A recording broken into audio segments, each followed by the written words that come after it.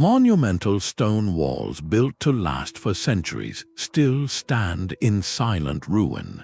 The civilizations that built them vanished in a single generation. This is the central mystery of the Late Bronze Age collapse, a period around 1200 BCE when palace after palace across the ancient world fell into silence. We are left with a haunting paradox. The most impressive physical symbols of these kingdoms, their massive fortifications, often survived the very collapse they were meant to prevent. This investigation will give you a new framework for understanding how civilizations truly fall apart. We will explore why these incredibly complex administrative systems shattered with shocking speed while their stone walls remained, and what this reveals about the real vulnerabilities of any powerful state. How do you measure the true strength of a civilization? To understand this paradox, we must first step into the world these walls were built to protect. Think of a Bronze Age palace not as a single building, but as a central processor for an entire civilization. It was the absolute core of everything. At places like Pylos in Greece, Hattusa in the Hittite Empire, or the bustling port city of Ugarit on the Syrian coast, the palace was far more than a king's residence.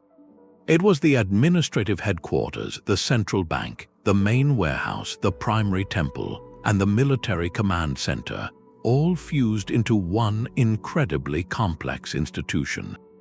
Every aspect of life flowed through it. Scribes in its archives tracked every shipment of grain, every gift of ivory or lapis lazuli sent to foreign kings, every assignment of bronze to armorers. Specialized artisans, from perfumers to chariot wheel makers, worked under its direct supervision, dependent on the palace for their raw materials and their livelihood. The palace collected taxes in the form of agricultural goods, redistributed food to its workers and soldiers, and maintained the intricate web of long-distance trade that brought tin from Afghanistan to alloy with Cypriot copper, creating the very bronze that gave the age its name. This was a hyper-centralized world. The palace was the brain and the beating heart of the kingdom. The mighty walls were its protective skeleton. But what happens when the heart stops beating while the bones remain standing? The entire system was built on a delicate premise that the flow of information, goods, and authority would never be interrupted. The palace was the indispensable node in the network. Remove it, and the entire intricate web of specialized labor, international diplomacy, and regional distribution would instantly unravel. The walls could keep invaders out, but they were utterly powerless against a collapse from within. This hyper-centralized system created a world of profound, almost fragile interdependence. Let's take something as fundamental as bread. A farmer in a village outside the palace walls would grow his grain. But instead of storing it all for his family, a significant portion was collected as a tax or an offering, transported to the palace's massive granaries, and entered into the royal ledger by a scribe. That same grain would then be redistributed, not back to that farmer, but as daily rations to the palace's own specialized workforce. The baker who made the palace's bread, the weaver creating fine linens for the elite, the metalsmith forging bronze weapons, none of them grew their own food.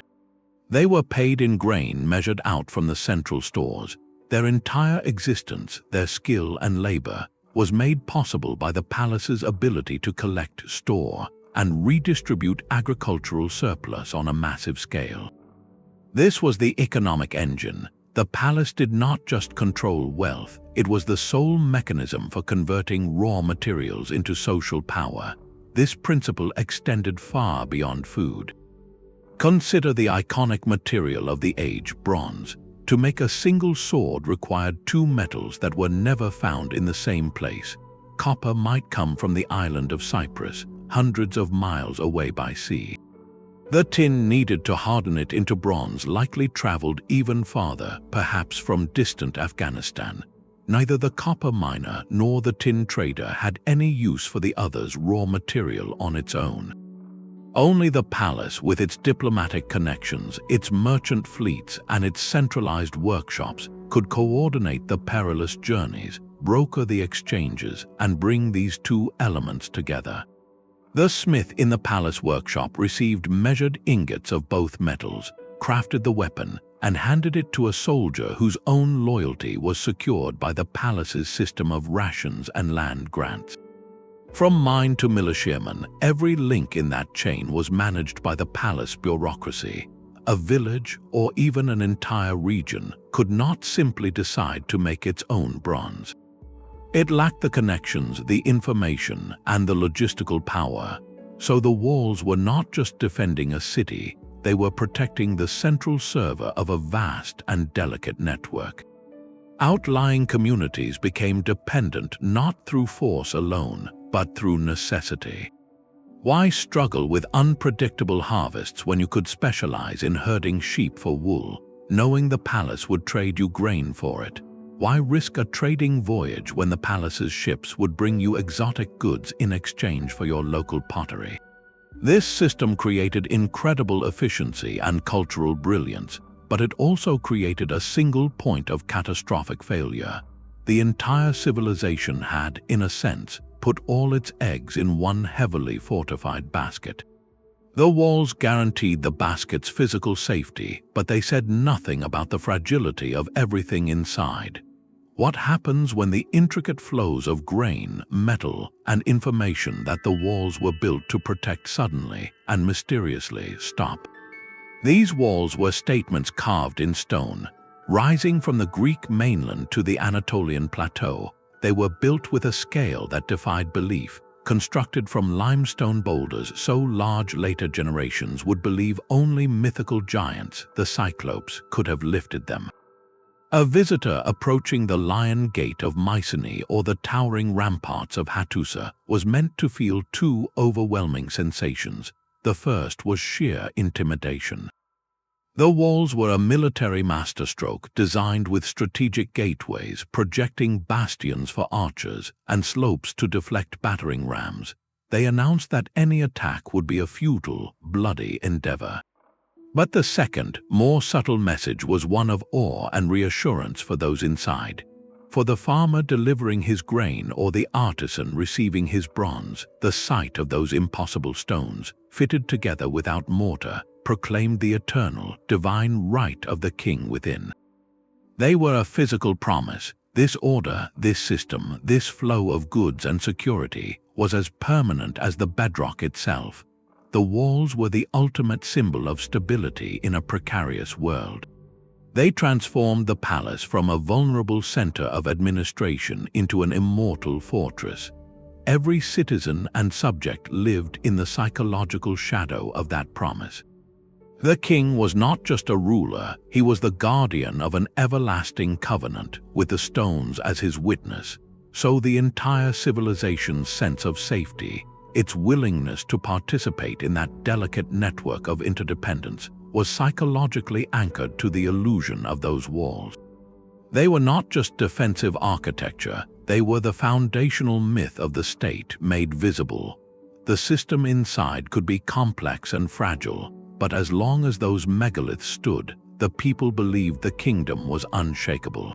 This creates a profound disconnect between perception and reality. The real vulnerability was never the physical perimeter. It was the absolute reliance on the uninterrupted function of the palace bureaucracy within. The walls were a magnificent solution to the wrong problem. They were designed to withstand a siege, but what if the threat wasn't an army at the gates, but a silent, creeping failure of the very system they enclosed? What if the true enemy was already inside, woven into the fabric of daily life? Yet for all their grandeur, the stones could not record the whispers of anxiety that began to circulate in the palace archives. In the decades leading up to the Great Silence, the first hairline fractures started to appear in the system. The evidence is not in fallen walls, but in clay tablets and subtle shifts in the archaeological record. At the Hittite capital of Hattusa, texts from the king's court speak repeatedly of desperate, recurring shortages. One letter pleads with an ally for an urgent shipment of grain, stating that people in the capital are facing severe hardship. This was not a temporary drought, it was a sign that the central redistribution engine, the very purpose of the palace, was beginning to sputter. If the core could not feed itself, the entire network of dependent specialists was in immediate peril. Simultaneously, a frenzy of building tells its own story. Across the Mycenaean world, existing walls were thickened and reinforced. Secret underground water tunnels were dug deeper and made more elaborate. This was not the confident construction of a rising power, but the urgent, defensive patching of a kingdom that felt the world closing in. The psychological promise of the walls was being challenged, and the response was to simply build them higher, to double down on the old solution. Within societies, stress began to show. At some sites, valuable hoards of bronze tools and jewelry were buried in haste, never retrieved, suggesting a sudden flight or a breakdown in local security. The palace bureaucracies, feeling the strain, began to rely less on traditional community levies and more on hired bands of foreign fighters, mercenaries whose loyalty was tied to immediate payment rather than any long-standing bond to the king or the land. These were stopgap measures, patches on a leaking vessel. Perhaps the most telling clues come from the royal correspondence itself. The famous letters between the king of Ugarit and his allies in Cyprus and the Hittite Empire changed tone dramatically in the final years. The once formal, grandiose language of gift exchange and dynastic marriage gives way to terse, alarmed messages.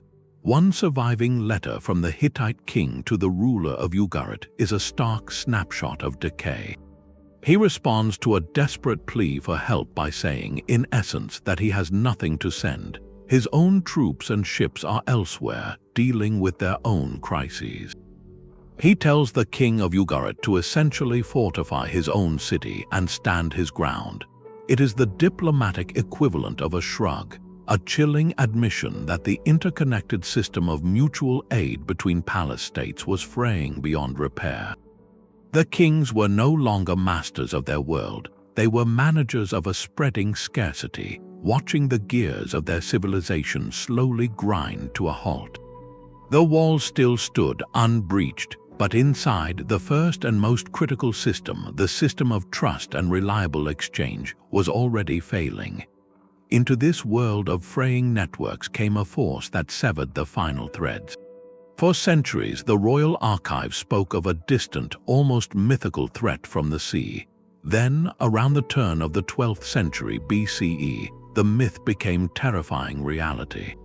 A coalition of warriors, migrants, and raiders whom the Egyptian records would later call the Sea Peoples began moving across the Mediterranean, not as a single invading army, but as a rolling storm of disruption. They did not arrive at the walls of a Hittite or Mycenaean palace with a formal declaration of war. Instead, they struck at the system's weakest points, the very lifelines the palaces could not fortify. Their primary targets were the wealthy, vulnerable port cities that served as the essential nodes of international trade. A city like Ugarit, a bustling commercial hub on the coast of modern-day Syria, was a perfect example. Its wealth and power came entirely from its harbor and its merchant fleet, connecting the empires of Anatolia and Mesopotamia with the Aegean world and Egypt. The city had strong walls, but its lifeblood flowed across the open water. When the king of Ugarit received desperate warnings from a neighboring ally, his response, preserved on a clay tablet, is one of the most poignant records from the collapse. He writes that his own troops and ships are already deployed elsewhere, hundreds of miles away, and that his remaining ships are stuck in port, likely because their crews or their trading partners were gone. He is left utterly helpless. Shortly after this letter was fired in a kiln, the city of Ugarit was completely destroyed, never to be rebuilt. The pattern repeated at coastal enclaves and island centers from Greece to the Levant. The raids created a cascading failure. First, the immediate destruction of a port city like Ugarit removed a critical trading partner. Then, the constant threat made the sea lanes, the Bronze Age equivalent of the Internet, too dangerous to use. Tin shipments from the east stopped. Copper from Cyprus could not be safely transported. Luxury goods, diplomatic gifts, and even basic bulk commodities like grain could no longer travel the predictable routes. For the hyper-centralized palaces, this was a fatal blow. A palace smith could have all the loyalty in the world, but without tin from afar, he could not make bronze. A king could have full granaries, but without ships, he could not send aid to a starving ally or receive it in return. The meticulously maintained ledgers of international exchange became obsolete overnight. The sea peoples did not have to breach the cyclopean walls of the great inland capitals directly. They simply made the world outside those walls ungovernable. By collapsing the connective tissue of trade and communication, they transformed each mighty palace from the center of a vast network into an isolated, starving fortress. The walls still stood, impervious to assault, but the purpose they protected, the intricate system of redistribution and specialized labor, had evaporated. The brain was cut off from its body, and without that constant flow of information and goods, it was only a matter of time before the silence within became permanent.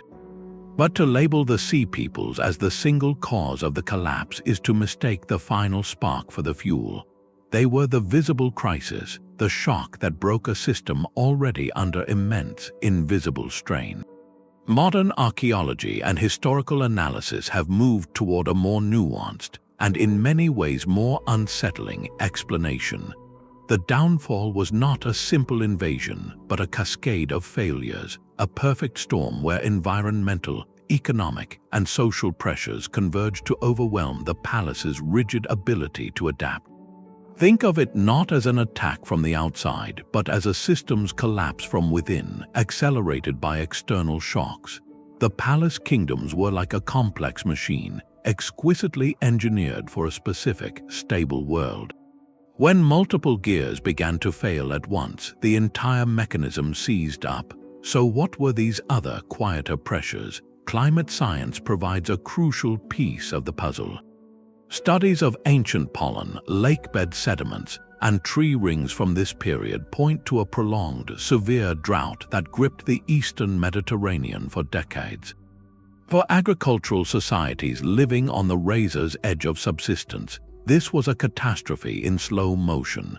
Repeated harvests failed. The palace granaries, those symbols of central power, began to empty and could not be refilled. The king's promise of food and security, the very foundation of the social contract, became impossible to keep. This environmental stress rippled outward. As resources dwindled, the delicate web of long-distance trade became strained. A king facing hunger at home could not afford to send lavish gifts of grain or bronze to maintain an alliance. Diplomatic bonds, maintained for generations through ritualized generosity, began to fray. The climate shift may have also been the engine that set the sea peoples in motion, pushing displaced populations from drier regions toward the richer, but already struggling heartlands. So we have environmental stress weakening the economic base, which in turn destabilized the political network. Inside the palace walls, this mounting pressure likely ignited social unrest. The specialized artisans, the soldiers, the scribes, all dependent on royal rations, would have been the first to feel the shortage. What is loyalty to a king who can no longer feed your family? The centralized system, once a source of strength, now concentrated resentment. There is evidence from some sites of internal conflict, of palaces being damaged by fire from within their own walls, suggesting civil strife or rebellion as the system broke down. When you view all these factors together, the image that emerges is not of a healthy civilization struck down by pirates, but of an incredibly complex and interdependent society hitting its breaking point. The drought undermined agriculture, Failing crops crippled the palace's redistributive economy. Economic collapse strained international relations and spurred migration. Internal discontent weakened social cohesion. And then, into this world of profound vulnerability, came the raids, severing the last remaining threads of trade and communication. Each pressure reinforced the others, creating a feedback loop of collapse that the rigid, top-heavy palace bureaucracies were utterly incapable of managing. Their entire existence was predicated on control and predictability. They had no contingency plan for a world that was suddenly neither. The true enemy was not an army, but a slow, silent change in the very sky. For decades, perhaps even a full century, the rains that had nurtured the foundation of these kingdoms simply failed to arrive. We know this not from ancient poems, but from the memory of the earth itself. Scientists studying the growth rings of ancient juniper trees from Turkey, the layers of silt at the bottom of lakes in Greece and Israel, and the fossilized pollen trapped in bogs have all pieced together the same stark story. Around 1200 BCE, the eastern Mediterranean entered a prolonged period of severe drought and cooling. This was not a single bad harvest or a difficult few years. This was a climatic shift that reshaped the landscape for generations. The evidence in the tree rings is particularly haunting. Each year, a tree adds a new ring of growth. In a good year with ample rain, that ring is wide and robust. In a year of drought and stress, the ring is desperately thin, a narrow line of survival. The rings from this era show a relentless sequence of those thin, struggling lines, one after another, for decades on end. The land itself was holding its breath. For the palace economies, this was a direct, existential threat. Their entire magnificent structure was built on a single, vulnerable premise: a predictable and abundant agricultural surplus. The grain collected from the fields was not just food, it was the primary currency of power. It fed the army, paid the artisans, and filled the storerooms that were the kingdom's treasury. A prolonged drought systematically dismantled that foundation. Fields that once produced a reliable surplus began to yield only meager returns. The palace's vast granaries, those symbols of security and central control, could not be refilled as quickly as they were emptied. The king's most fundamental promise, the guarantee of food and stability in exchange for loyalty and labor, became impossible to keep. Imagine the creeping dread as the dry years stacked up. A farmer delivering his taxed portion would see the palace officials growing more anxious, their measurements more strict. A baker receiving his daily grain ration might find it slowly shrinking week by week. The entire social contract, so carefully maintained by the palace bureaucracy, began to fray under the pressure of scarcity. This environmental stress did not just cause hunger, it broke the rhythm of the world. The palace was an engine designed to run on abundance, and the climate had removed its fuel. Without that steady flow of grain, every other function of the state, from funding trade missions to supporting a standing army, began to shudder and stall. The stones of the walls remained cool and solid, but the economic ground upon which they stood was turning to dust. The earth itself seemed to turn against them. While drought slowly starved the system, another force struck with sudden, catastrophic violence. Archaeologists sifting through the layers of ash and rubble at the great palace sites have found unmistakable fingerprints of another destabilizing power: massive earthquakes. At places like Mycenae and the Hittite capital of Hattusa, the destruction layers tell a story not of enemy torches, but of toppled walls and buildings crushed by their own weight. In Anatolia, the land of the Hittites, the ground is seismically active, and evidence suggests a particularly intense period of tremors around the time of the collapse. Imagine the psychological impact of such an event. In a single, terrifying moment, the very ground that supported the mighty walls would heave and shudder. Towers thought to be eternal would crack and collapse. Storehouses holding the kingdom's precious reserves of grain, oil, and bronze would be buried under falling masonry. The physical damage was immense, but the symbolic damage was perhaps even worse. These palaces were not just administrative centers, they were the earthly homes of the gods, the anchors of cosmic order. The king's right to rule was divinely sanctioned, and the immense, unmoving stones of his fortress were the ultimate proof of that divine favor. What happened then when the god seemed to shake the foundations of his own house? A major earthquake would have been interpreted as a clear sign of divine displeasure, a withdrawal of heavenly protection. The social contract between the king, the people, and the gods would have fractured as visibly as the palace walls. Recovery from such a disaster required immense resources and a fully functional administrative system to coordinate the clearing of rubble, the feeding of a displaced population, and the monumental task of rebuilding. But what if the earthquake struck a kingdom already reeling from drought and failing trade? The palace's granaries might be half empty before the quake buried what little remained. Its specialized construction crews might be underfed and demoralized. The diplomatic connections needed to call for aid from neighboring kings might already have gone silent. A single quake could be survived, but evidence points to repeated seismic events over these troubled decades, a relentless pounding that gave societies no time to catch their breath between crises. At Troy, famous for its legendary wars, archaeologists have found signs of catastrophic quakes overlapping with layers of conflict, suggesting a city battered by both nature and human enemies, unable to fully recover from one blow before the next landed. Each tremor did more than damage buildings, it eroded resilience, it consumed scarce resources, and most critically, it shattered the unshakable confidence that held the entire civilization together. People had believed their world was built on stone and divine order.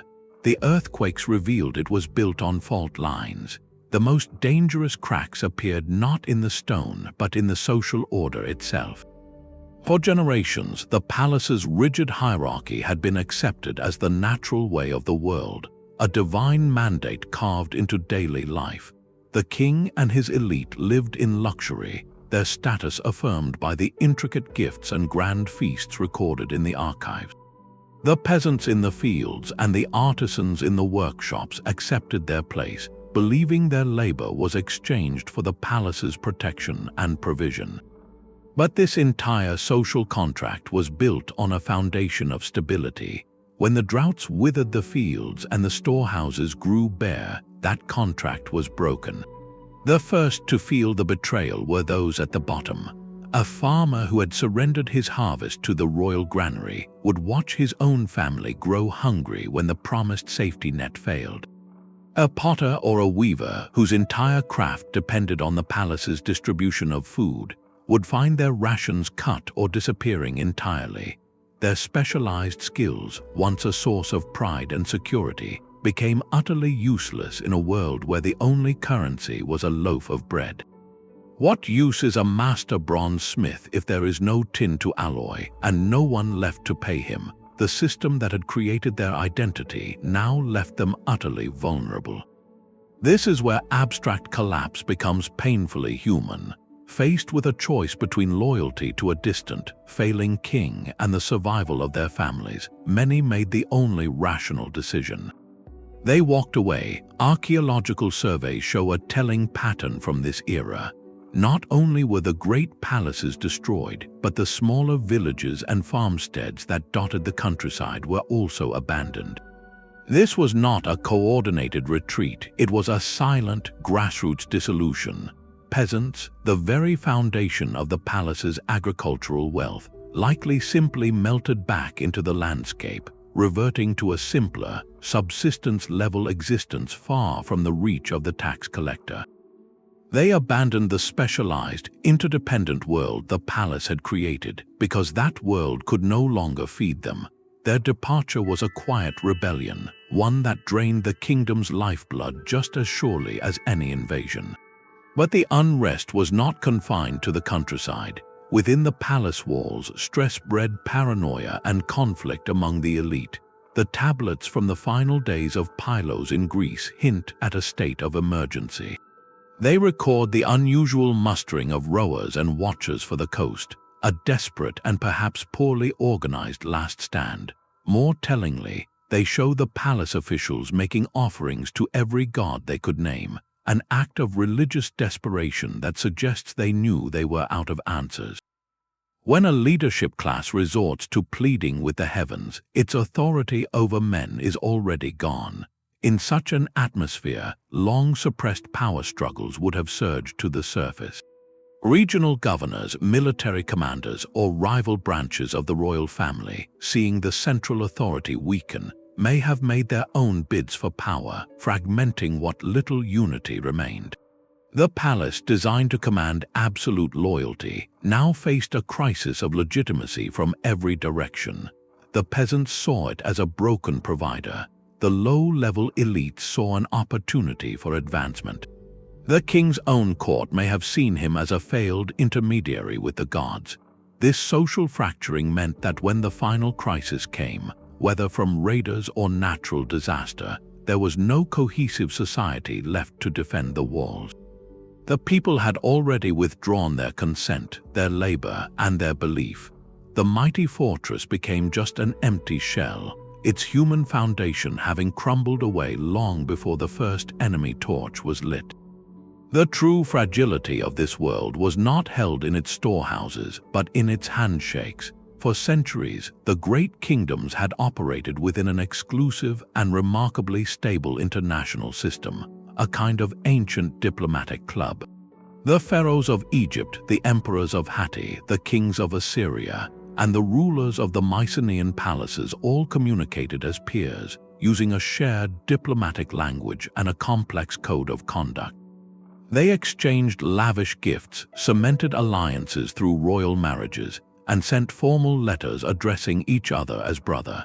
This club of great powers created a predictable, peaceful superstructure over the eastern Mediterranean, one that allowed for the safe passage of goods, people, and ideas across vast distances. It was the invisible framework that made the entire Bronze Age economy possible. The palace at Pylos could plan its bronze production because it could reasonably expect the tin to arrive via a network of trusted intermediaries and protected sea lanes. This system was the ultimate non-aggression pact, a mutual agreement that the business of civilization was more profitable than the business of war. But this elegant framework was the first thing to shatter when the wider world began to strain. As internal pressures mounted within each kingdom, the generous gifts that were the lifeblood of diplomacy became a burden kings could no longer afford.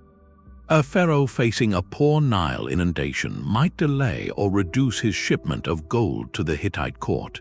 The Hittite emperor, interpreting this not as necessity but as a calculated insult or a sign of weakness, might withdraw his own support.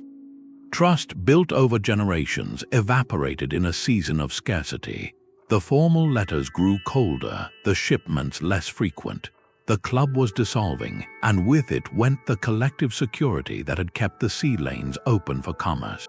Into this diplomatic vacuum sailed the true agents of economic collapse, pirates and raiders. With no coordinated naval response from the great powers, the Mediterranean became a lawless space. The most critical casualty of this new piracy was not gold or ivory, but a dull, gray metal, tin. Tin was the indispensable ingredient for making bronze, and it came almost exclusively from a handful of distant, difficult-to-reach sources, likely in modern-day Afghanistan or Central Asia. Its journey to the workshops of Greece or Anatolia was a marvel of long-distance logistics, passing through many hands across land and sea. When piracy made the final sea legs of this journey a lethal gamble, the entire supply chain snapped. The domino effect was immediate and catastrophic. Without tin, the palace foundries fell silent. A kingdom could not produce new weapons to equip its soldiers, nor new tools for its artisans, nor the magnificent ceremonial items that displayed its king's prestige. The bronze shortage did more than paralyze the military. It struck at the heart of the political economy. Bronze was not just a practical metal, it was the primary medium of elite wealth and social power. It was given as gifts to loyal followers, offered to the gods, and hoarded as royal treasure. A king who could not distribute bronze was a king who could not reward, could not worship, and could not project his authority. The entire prestige economy, the system of gift exchange that glued the social hierarchy together, ground to a halt. So the collapse of international trade was not a separate event from the fall of the palaces. It was the same process viewed from a different angle. The end of the Club of Great Powers removed the protective umbrella. Piracy severed the most vital supply lines, and the resulting bronze shortage left the palaces militarily weak, economically impoverished, and politically bankrupt. The walls still stood, but the kingdom inside could no longer make the very substance that defined its age. Each pressure did not act alone, but like a line of falling dominoes, each one tipped the next with greater force. The sequence began with the sky. A prolonged drought meant repeated crop failures. Failing crops meant empty granaries. Empty granaries meant the palace could not feed its people, breaking the fundamental promise of security. This was the first and most critical failure, a rupture in the social contract. As hunger spread, the internal stability of the kingdom began to fracture. Farmers and artisans, their specialized roles now meaningless in a starving economy, lost faith in the central authority that could no longer provide for them. They abandoned their villages or turned their resentment inward, creating a simmering unrest that distracted and weakened the state from within. This internal decay had a direct practical consequence. A hungry population cannot pay taxes in grain, and a kingdom without grain cannot fund its institutions. The royal treasury, measured in bushels of barley, began to dry up. This meant the professional army, those soldiers paid and fed from the central stores, grew weaker. Their rations were cut, their morale plummeted, and their numbers may have dwindled as men left to find food for their families. Just as this internal vulnerability reached a peak, the earthquake struck. These were not mere inconveniences. They damaged the very fortifications that were the kingdom's pride, requiring massive resources and labor to repair, resources the drought-starved treasury no longer possessed. They also buried precious remaining stores and shattered the psychological myth of the palace's divine, unshakable permanence. Now the kingdom was visibly wounded, both physically and spiritually. Into this moment of profound weakness came the final, decisive blow, the collapse of international trade. With the great diplomatic club dissolved and pirates ruling the waves, the shipments of tin and copper simply stopped. The palace forges fell silent. A king could not rearm his already weakened soldiers with new bronze weapons, nor could he use bronze gifts to buy the loyalty of restless regional lords. The kingdom was isolated, impoverished, and militarily crippled. It was at this precise moment, when every internal system was faltering, that the raids from the Sea Peoples or other opportunistic groups became catastrophic. They did not defeat a healthy civilization, they overwhelmed a patient in crisis. A weakened army could not muster an effective defense. Damaged walls could not be fully manned. A dispirited and hungry population had little will to fight for a system that had already failed them. The raid was merely the last act in a long tragedy. The palace did not collapse because its walls were breached. It collapsed because the intricate human network those walls were built to protect had already unraveled, strand by strand, leaving nothing but a hollow, silent shell of stone. This is the quietest part of the collapse. The final moments of a Bronze Age palace were not marked by the thunder of falling stones, but by the silence of an empty archive. The most vital organ of the state was not its walls, but its bureaucracy, and its death was swift and administrative. Picture the last day the scribes came to work. The long, rectangular rooms with their rows of clay tablets would have been still. No new shipments of grain or bronze arrived to be logged into the meticulous ledgers. No diplomatic letters needed translation or filing. The styluses, the sharp reed tools used to press wedge-shaped cuneiform into wet clay, lay unused. The system of control that had managed an empire from a single building simply stopped generating new records. This was the true moment the heart stopped beating. The palace could lose a battle and recover. It could suffer a drought and hope for a better harvest. But once the scribes stopped writing, the intricate machine of taxation, rationing, and command lost its memory and its instructions. It became a body without a nervous system. The physical walls around it might stand for years, even centuries, but the civilization they defined was already gone. The contrast is profound. A stone wall, especially one built from megalithic blocks, is an object of immense inertia. It takes a tremendous, concentrated force to knock it down.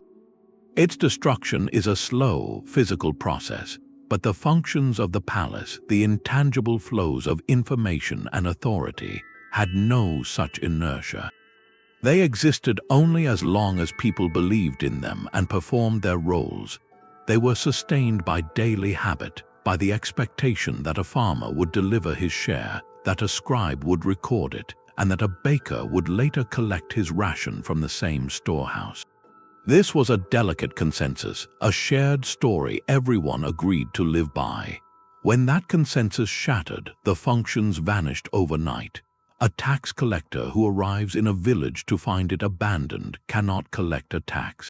A quartermaster with empty granaries cannot distribute rations. No matter how perfect his clay tablet inventory says the system should be. A king whose diplomatic letters go unanswered because the neighboring palace is a smoldering ruin has no foreign policy. These are not things that can be broken by a battering ram. They are ideas that simply cease to have meaning. The clay tablets themselves tell this story. At some sites, archaeologists find the final administrative records still sitting in their storage niches, never filed away because there was no one left to do it. At others, they find tablets that were never baked hard in a kiln, left out to dry in the sun, and then washed back into mud by the first rain after the palace was abandoned.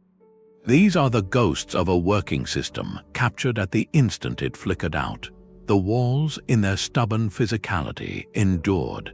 They witnessed the slow creep of vegetation into courtyards, the gradual collapse of roofs from neglect, the eventual earthquake that might topple a section generations later. But the kingdom died in a single season, the moment the last official realized there was no more information to process, no more commands to send, and simply put down his stylus for the last time. The fortress remained, but the purpose for which it was built had already walked out the gate.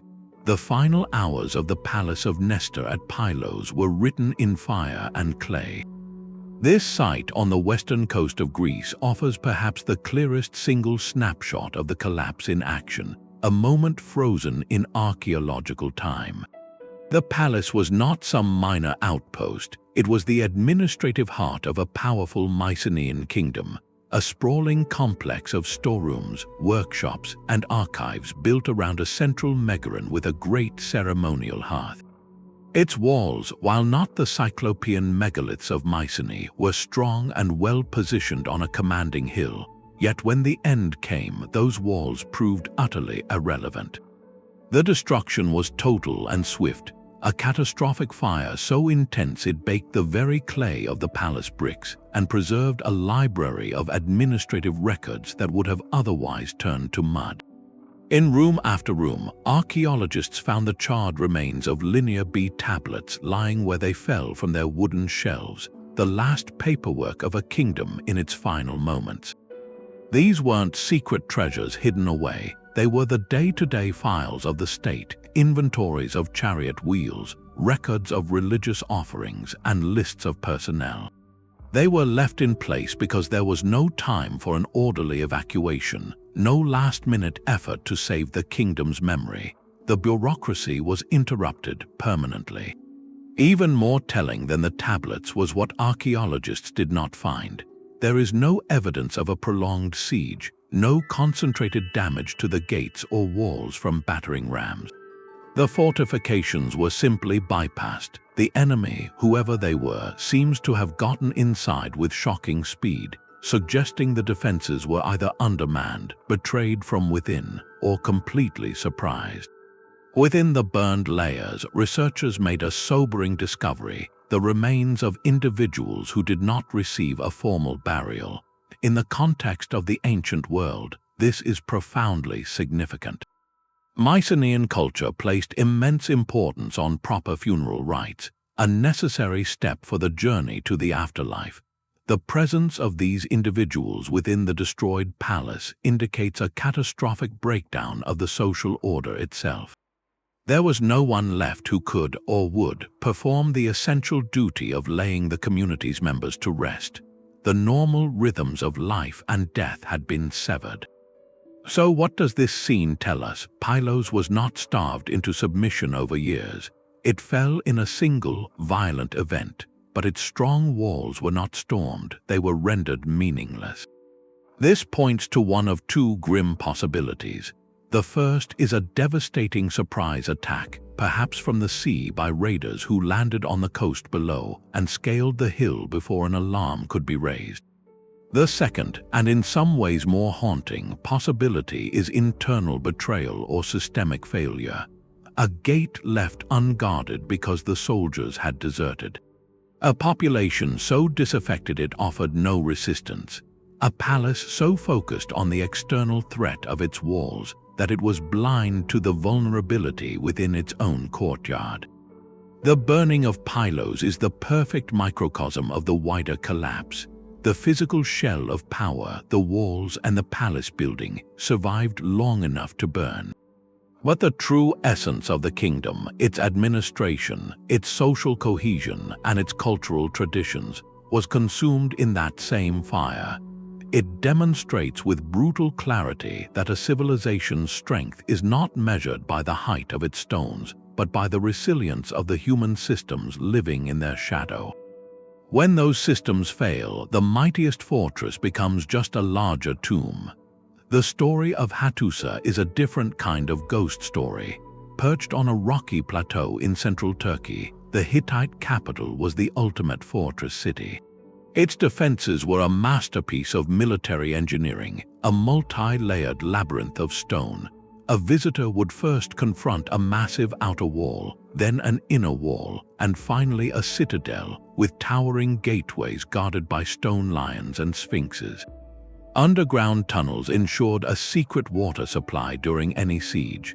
This was not just a stronghold, it was an architectural declaration that the empire was eternal. Yet when the end came, these formidable walls were not shattered by enemy rams. They were simply walked away from. Archaeologists digging through Hattusa have found a scene that is puzzling, and in its own way more revealing than a battlefield. There is no widespread layer of destruction from a great fire, no heaps of weapons from a last stand. Instead, they found the palaces and temples stripped of their most valuable possessions.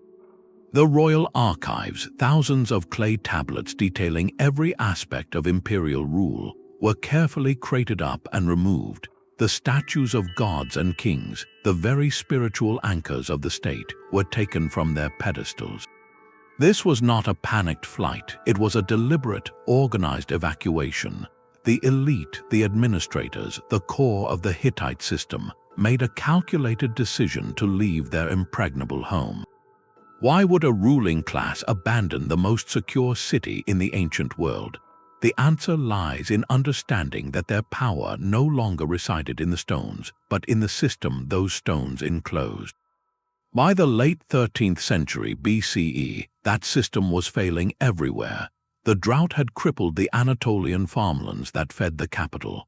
The collapse of international trade meant the tin for bronze, and the diplomatic gifts that affirmed the king's status were no longer arriving. The outer provinces were in revolt or had been lost. Hattusa, for all its towering walls, was becoming a cage. It was a central processor with nothing left to process, a bank with empty vaults, a command center whose orders no longer reached any troops. The walls still promised safety, but they could not promise purpose, so the royal court did what any management would do facing a dying enterprise. They executed a strategic withdrawal. They took the vital assets, the records, and the sacred icons and moved them, likely to a secondary, more sustainable location, in the hope of preserving the essence of Hittite authority elsewhere. This planned departure tells us the collapse was understood, at least by those at the very top. They recognized that holding the fortress was meaningless if the empire it commanded had already vanished.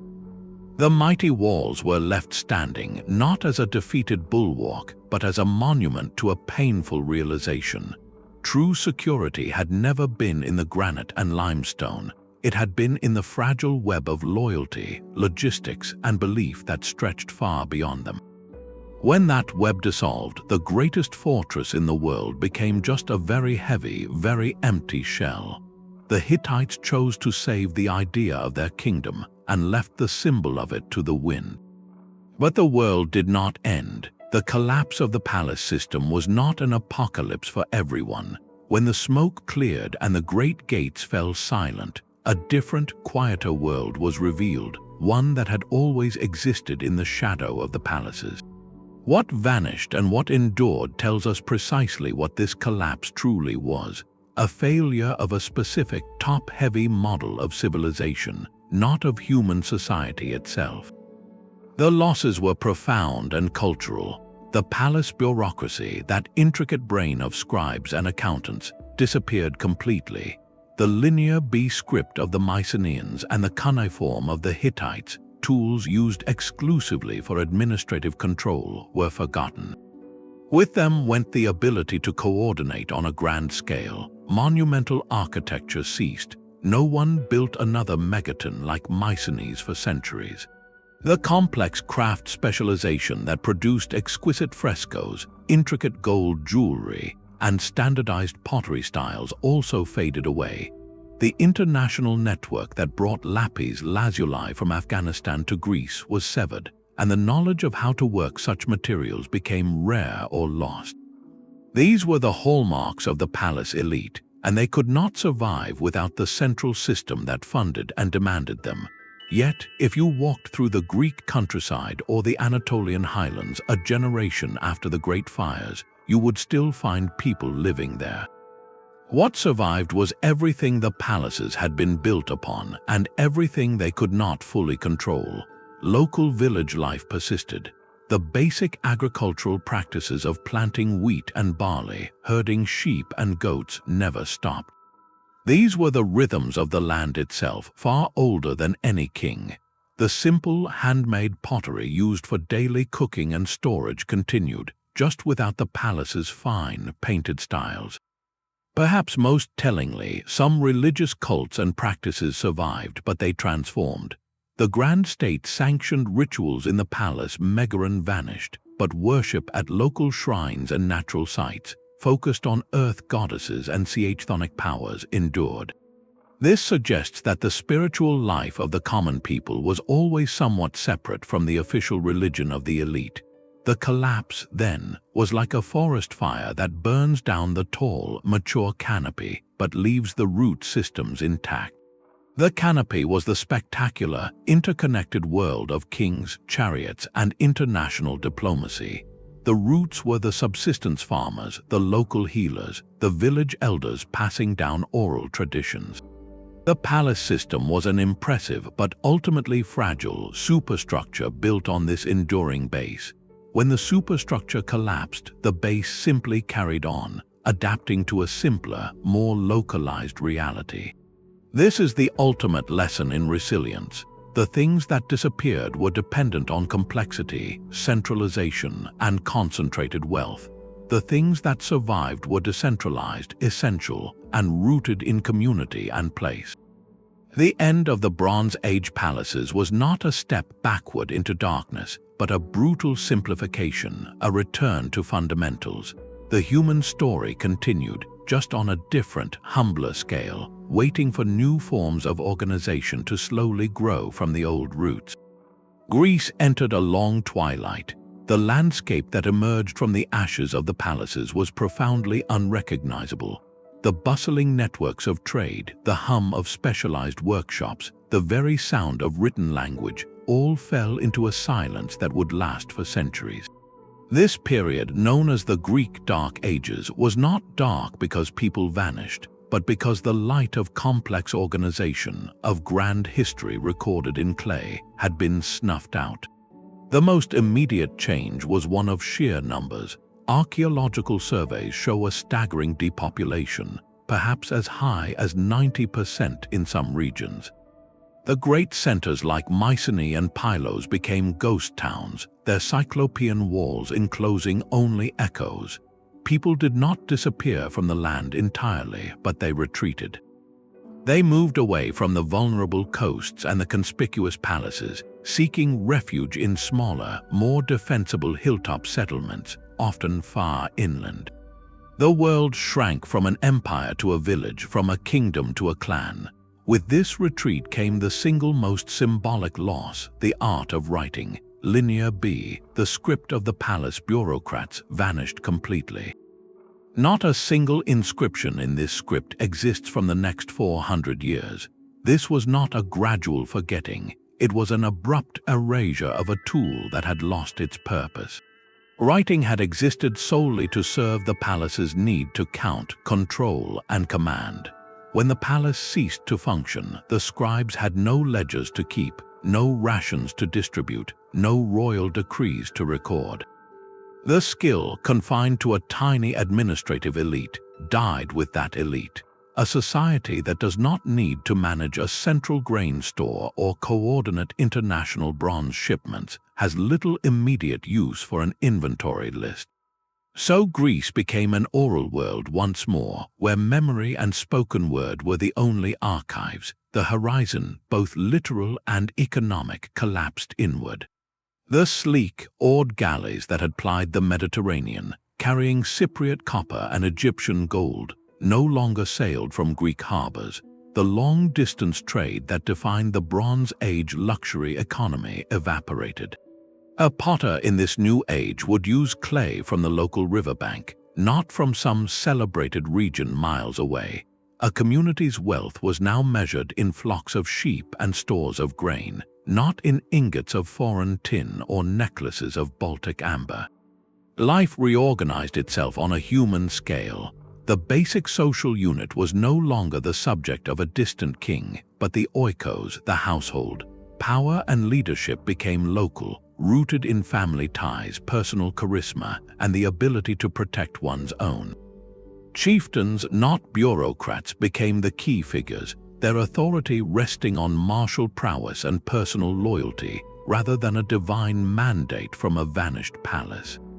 And everywhere, the people of this new, simpler world lived with the physical ghosts of the old one.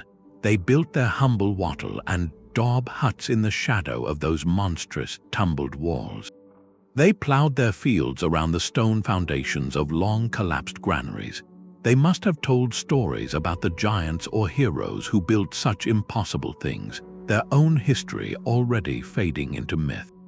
This was the true legacy of the collapse, a civilization forced to return to its foundations, carrying on amidst the ruins of its own former grandeur, waiting for a new story to begin. A stone wall asks for only one thing: to be left alone. Its purpose is singular: to stand against force. Built from the mass of the earth itself, it is a triumph of simple physics. Once those immense blocks are set, their job is done. They do not need to be fed, convinced, or updated. They are indifferent to drought, unaware of diplomatic slights, and unmoved by whispers of rebellion. Their strength is passive, eternal, and profoundly stupid. A wall cannot think, adapt, or negotiate. It simply is. This is why they endured. Their resilience was a function of their simplicity. The palace system, however, was the exact opposite. It was not a thing but a process. It was not static mass but dynamic flow. Think of it as a living, breathing organism, sustained by 1,000 delicate threads that had to be actively maintained every single day. The first thread was human trust. A farmer had to trust that surrendering his surplus grain would mean security in a lean year. A soldier had to trust that his service would be rewarded with land or rations. A regional governor had to trust that his loyalty to a distant king was worthwhile. This trust was not carved in stone, it was a feeling, a shared story that could evaporate with a few bad harvests. The second thread was specialized knowledge. The scribe who knew Linear B, the metallurgist who understood the precise alloy of bronze, the ship's captain who could navigate by the stars to Cyprus, these were not common skills. They were concentrated in a tiny elite dependent on the palace for their training and their livelihood. If that support system vanished, the knowledge itself could disappear in a single generation, as Linear B so decisively proved. The third thread was resource flow. This was the kingdom's circulatory system, the constant movement of grain from countryside to granary, of bronze from workshop to armory, of luxury goods from port to palace. This flow required peace on the roads, safety on the seas, and a bureaucracy to track every ounce.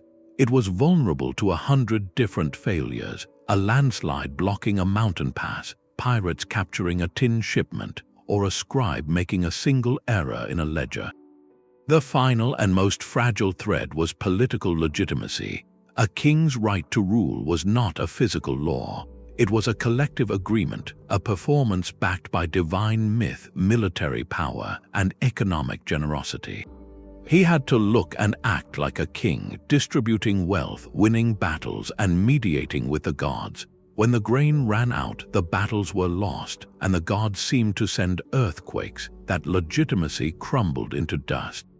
So the great paradox resolves into a clear, sobering truth. The walls outlasted the kings because they were never truly alive. They were monuments to a kingdom's ambition, but not the substance of its power. The real power was in the invisible web, a web woven from promises, knowledge, logistics, and belief. That web required constant energy to sustain, a never-ending effort of administration, persuasion, and distribution.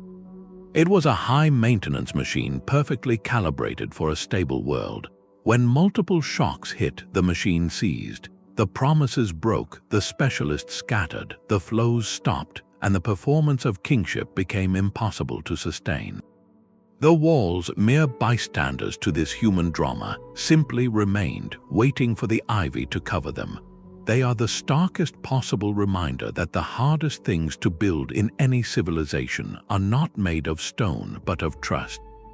And trust, once broken, is the most difficult thing of all to rebuild. This story is far more than ancient history. It is a masterclass in systemic vulnerability. The very architecture that made the Bronze Age palaces so brilliant, their hyper-centralization and deep interdependence, was the precise flaw that doomed them when the world changed. They were not brought down by a single enemy, but by a cascade of failures where a break in one link caused the entire chain to unravel. Think of it like a modern power grid. A single fallen tree on a transmission line in one region can trigger a blackout across an entire continent, not because every power plant failed, but because the system is so interconnected that a local problem becomes a universal one. The palaces operated on the same principle, but their grid was made of grain, bronze, and human loyalty. A drought in Anatolia meant empty Hittite granaries. Empty granaries meant hungry soldiers and restless artisans. This internal strain meant the Hittite king could not send military aid to his ally, the king of Ugarit. With Ugarit vulnerable, pirates could sack its port, severing the sea lane that carried Cypriot copper. Now the palace at Pylos, waiting for that copper, could not produce new bronze weapons, weakening its own defenses. Each palace was a critical node in a vast network, and the failure of one put unbearable strain on all the others. Their great strength, the efficiency of having one central brain control everything, became a catastrophic liability.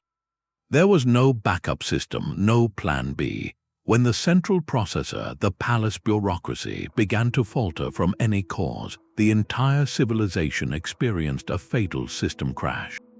The walls were the hardware, impressively durable, but the operating system running inside was fragile, complex, and utterly unable to reboot itself once the power was cut. This ancient collapse holds a mirror to our own world, which is built on networks of staggering complexity, from global finance and supply chains to digital communication and energy distribution. We too rely on just-in-time systems and centralized hubs of data and logistics. The lesson of the Bronze Age is not that complexity is bad, but that it requires a profound understanding of its own inherent risks. Resilience is not about building thicker walls, but about creating systems that can absorb shocks, adapt to change, and have the flexibility to find new paths when the old ones are blocked.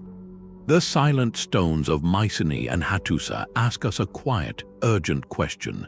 What are the invisible networks that hold our world together, and how might we ensure they do not share the same fate as those forgotten kings? The most haunting voices from the collapse were never spoken aloud. They are pressed into clay, the final memos of a failing state. In the last days of the palaces, the tone of the administrative tablets shifts from confident record-keeping to something far more urgent and bleak. At Pylos, the Linear B archives no longer just list chariot wheels and perfumed oil.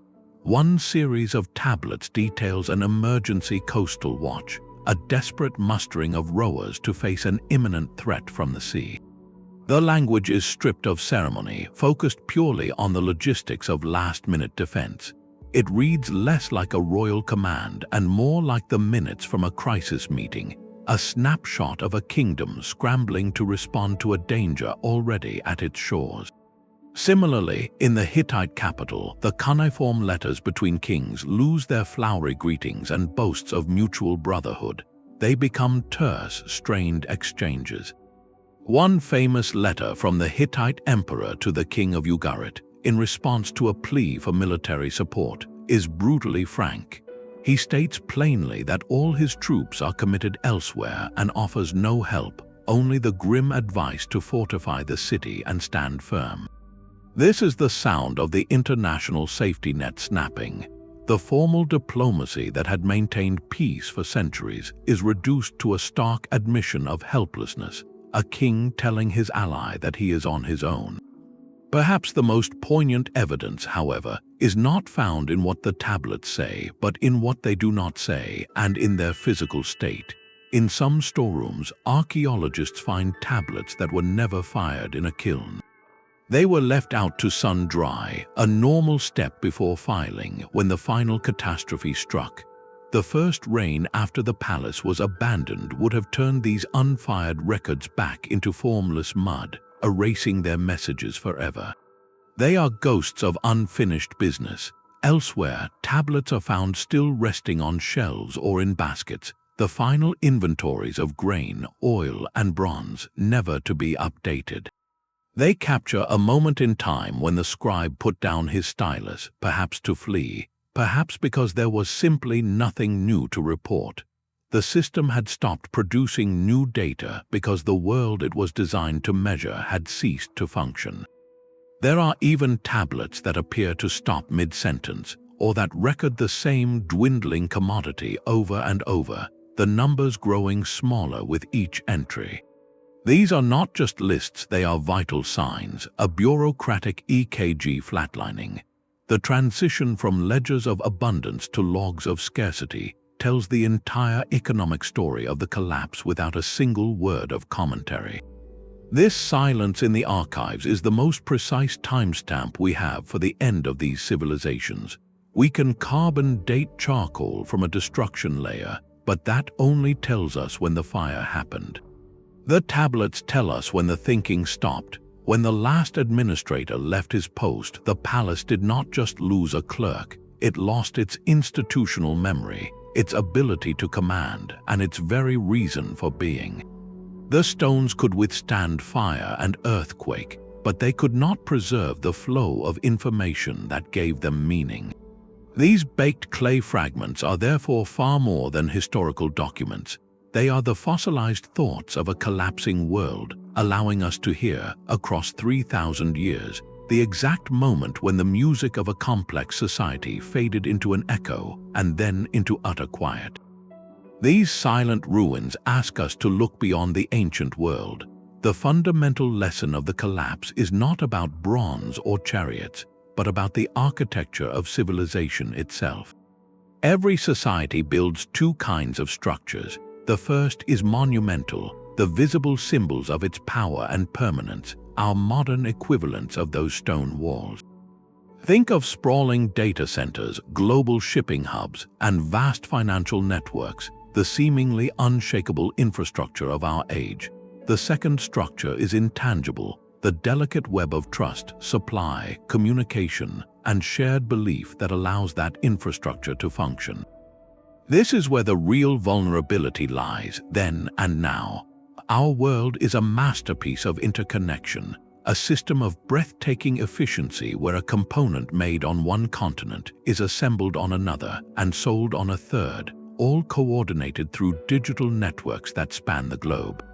This system delivers incredible abundance and innovation, yet it also creates a reality where a disruption in one corner of the world, a natural event, a political decision, or a logistical bottleneck, can ripple outward with startling speed, affecting everything from the availability of goods to the stability of markets. We have built a civilization of incredible complexity, but complexity always carries the hidden tax of fragility. The ancient palaces believed their walls guaranteed their future. We might be tempted to believe our technology guarantees ours, but technology is merely a tool, a new kind of wall. It cannot, on its own, maintain the human consensus, the fair distribution of resources, or the cooperative spirit required to keep the entire system healthy and responsive to shock.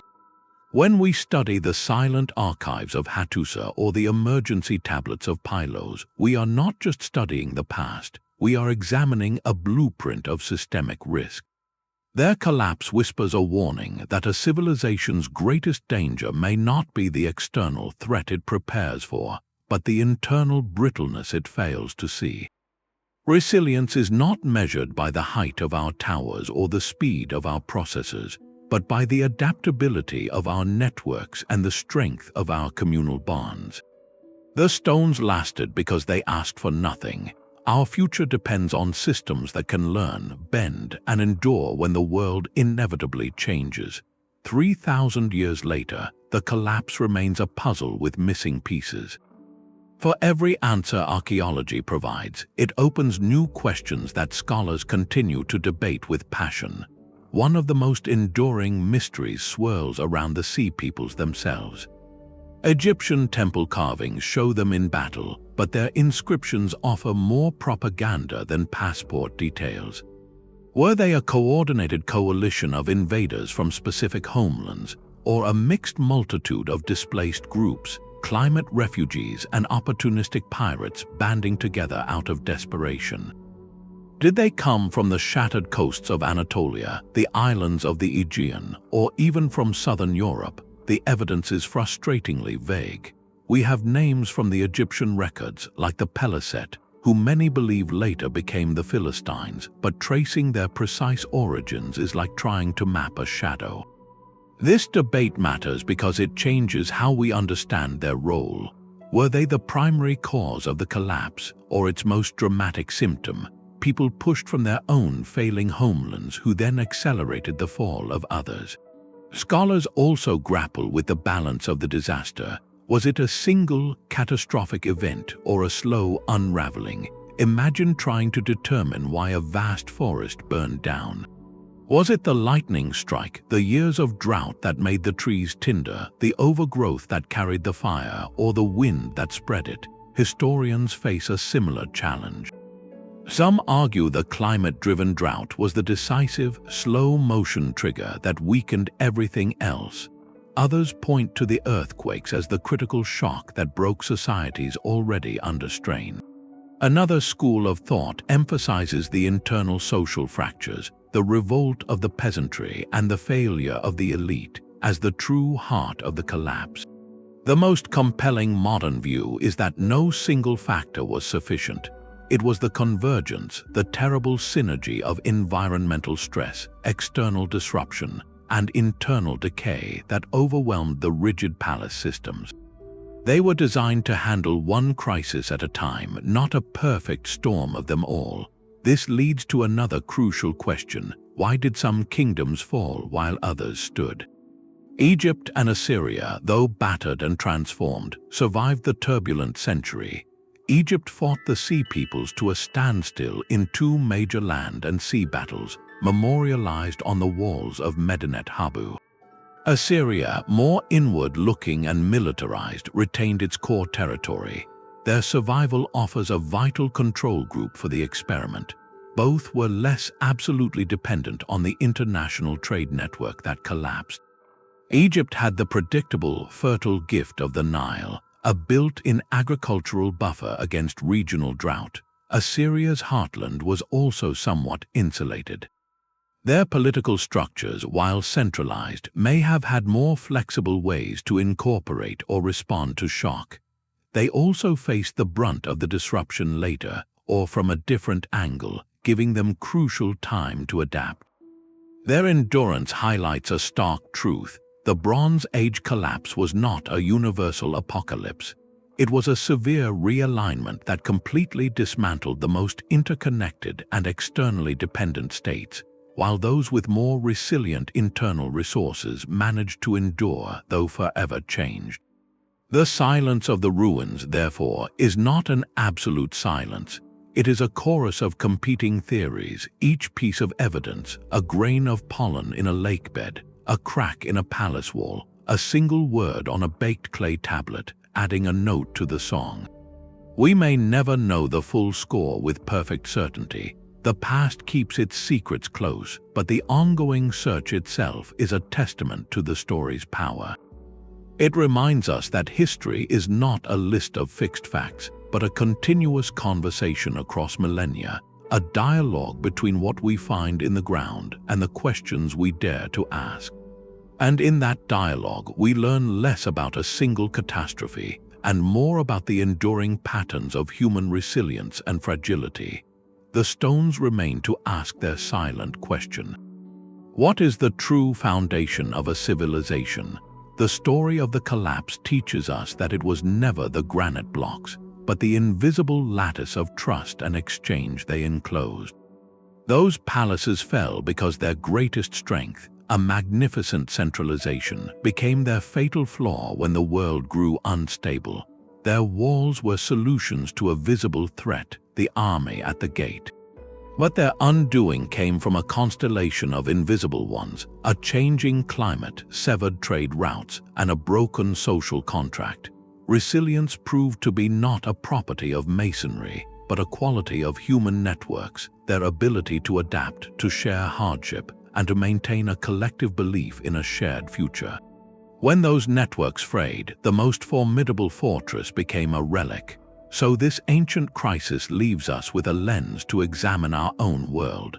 We have built wonders that would stun a Bronze Age king, global systems of staggering complexity and reach. But the fundamental architecture of risk remains. Our walls are digital, financial, and logistical, and they too appear unshakable. The enduring lesson is to look past the monument to the multitude of delicate human connections that give it purpose.